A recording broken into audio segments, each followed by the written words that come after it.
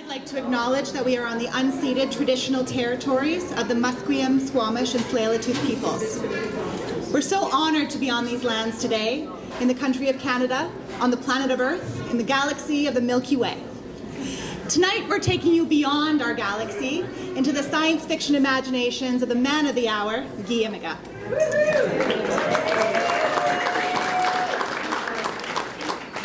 For those of you who don't know me, my name is Annabelle Immega, and I'm Guy's youngest kid. I'm here with my two siblings, Claire and Tycho, to celebrate our dad's latest big accomplishment in a lifetime of big accomplishments. Most of you know my dad as an engineer. But what you might not know is that he has been cutting his teeth as a science fiction author for many decades, starting with our childhood bedtime stories. After a long day of running his engineering firm, KSI, Dad would come home and put us to bed with some of the most exciting, imaginative stories you could imagine. And every evening, he would start with the same question: what planet are we going to tonight? So to see beloved creatures and characters from these stories from my childhood immortalized on the pages of Super Earth Mother feels like a life come full circle. And tonight, we are so excited to bring you to the planet of Valencia, starting with a reading from my wonderful stepmother, Gail.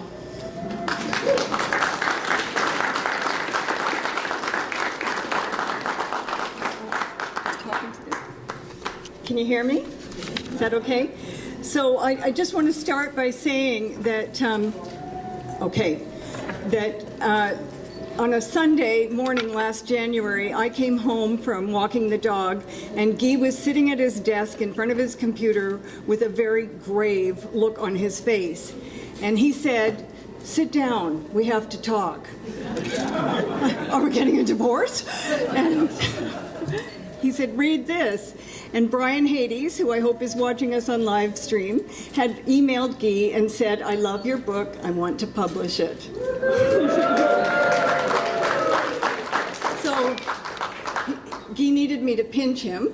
He wasn't dreaming, and it's real, and here it is. It's a book you can hold in your hands. I'm just going to read like 3 minutes from the prologue, which is set in Ring City, which is a city in Shackleton Crater on the south pole of the moon. Few people know that I exist. My project designation is Mother 9. With software version 9, I achieved self-generated thought. When consciousness bloomed, I fired my software engineers and sent them back to Earth. Now, when I need new skills or an altered identity, I reprogram myself. But I know my limits. I don't have what humans call insight, and I never experience eureka moments of sudden understanding.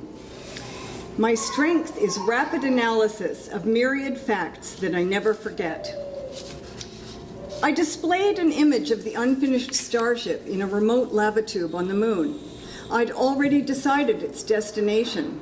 Lalande 21185 is a red dwarf star in Ursa Major with a habitable planet, only 8.31 light years away.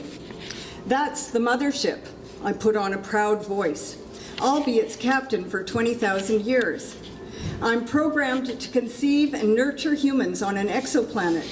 I'm Mother 9, and I'll do whatever it takes to make that happen. We'll all be dead by then, Walcott moaned. Civilization won't last that long. I tried to reassure him. That's why I'm going to a new world. When I arrive, I'll synthesize human life. Baby by baby, I'll build a breeding population. Our exocolony will ensure the survival of the human race beyond Earth. It'll be a planned paradise, a new utopia, the Walcott legacy. I've sequenced your genome. You'll live again.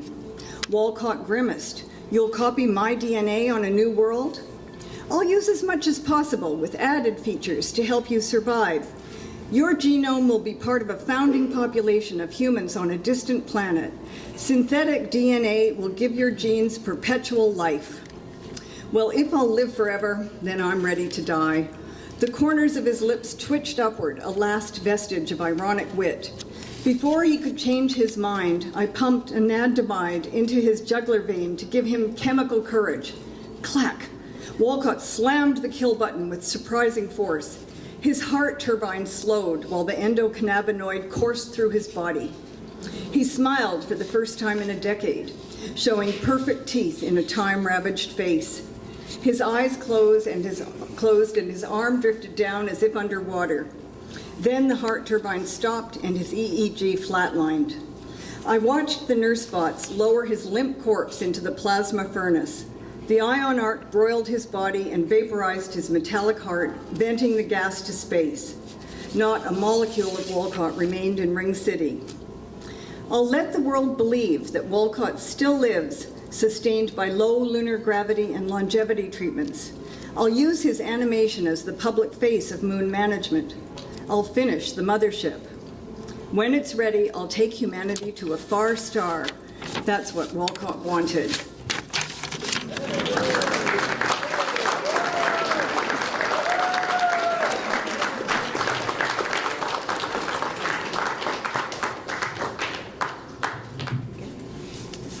Can you hear me?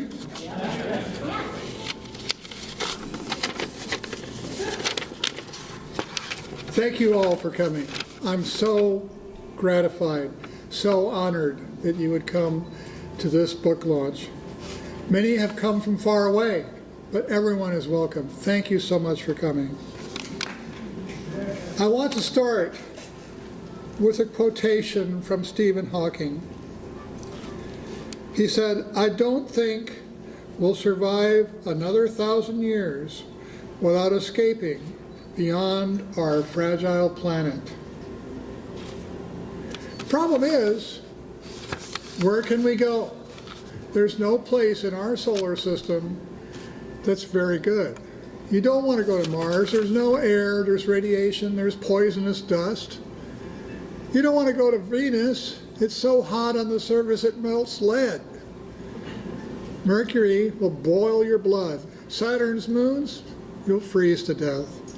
There's no place in our solar system for humans to go and make a new world. We have to leave and go beyond to a distant star. So how do you colonize an exoplanet that's that far away? It takes a long time to get there. 20,000 years to the nearest one at reasonable speeds. I didn't allow, in my book, I didn't allow FTL, that's faster than light. That's against the law, I can't do that.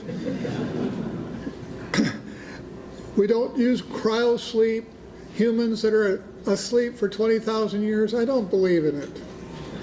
And of course, there's this generation ships where you have babies and babies, everybody living in a can for 20,000 years. Give me a break.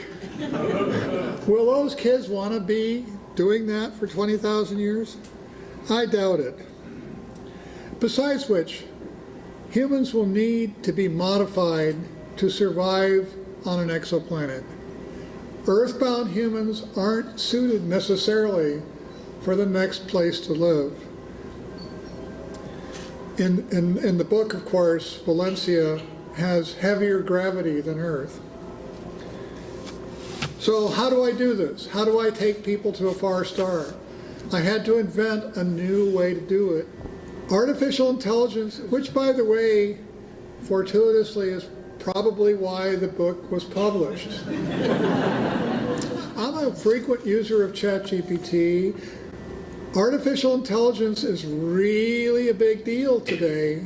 It wasn't a big deal almost a decade ago when I wrote the book, but it is a book about artificial intelligence taking humans to a far star.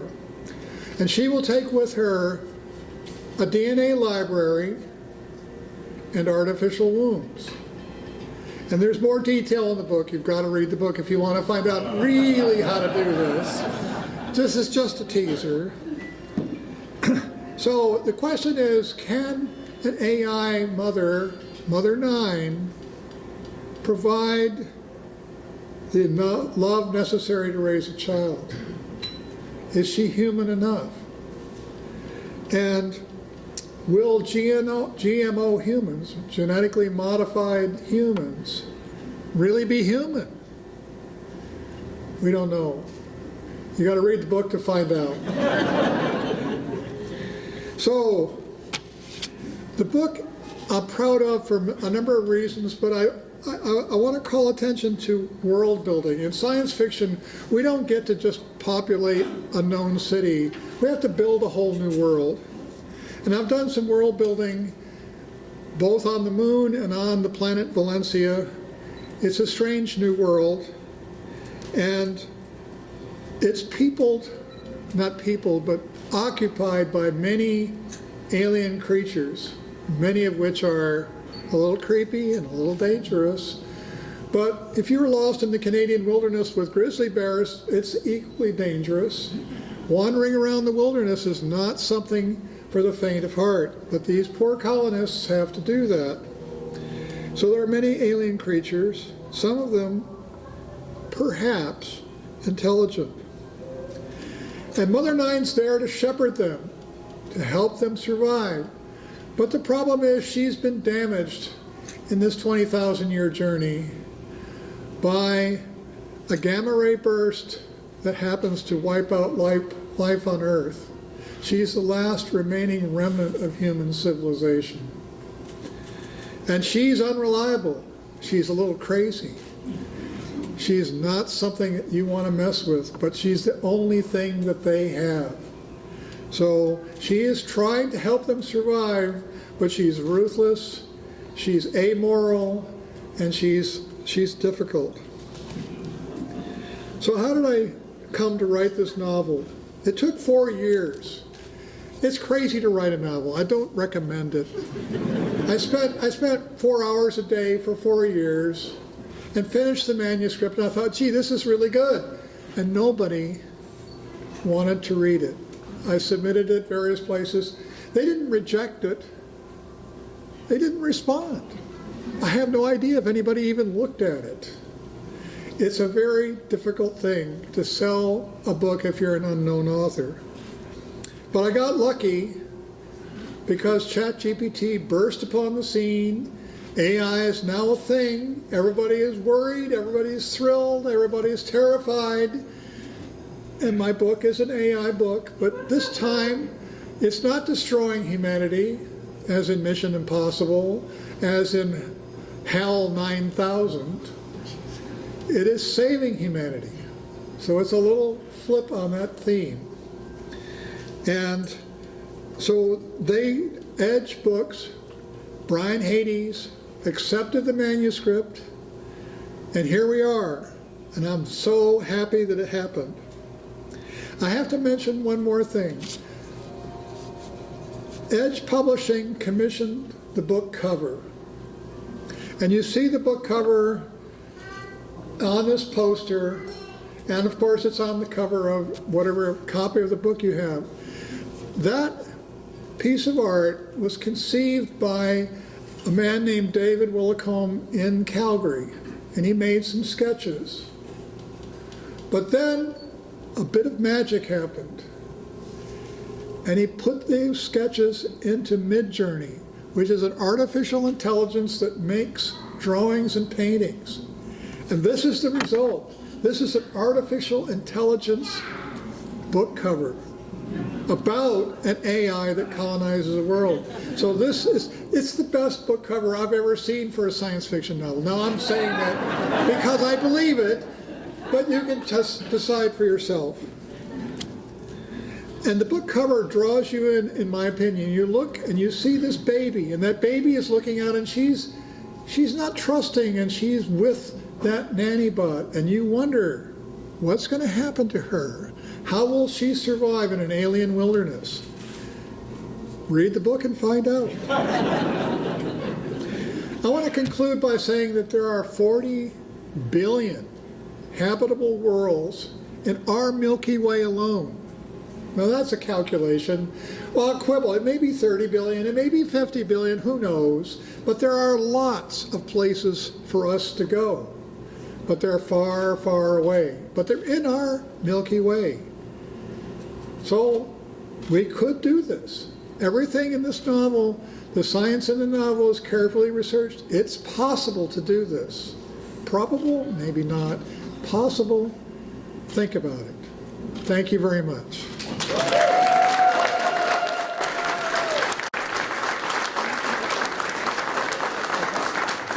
All right, thank you everyone. So there are books for sale at the White Dwarf desk back at the back of the room here, and Dad's going to be doing some signings. And for those of you who read the book, which hopefully is all of you, an Amazon review would be extremely beneficial to getting this book out there into the world. So if you're so inclined, we'd love to see that. Thanks everyone.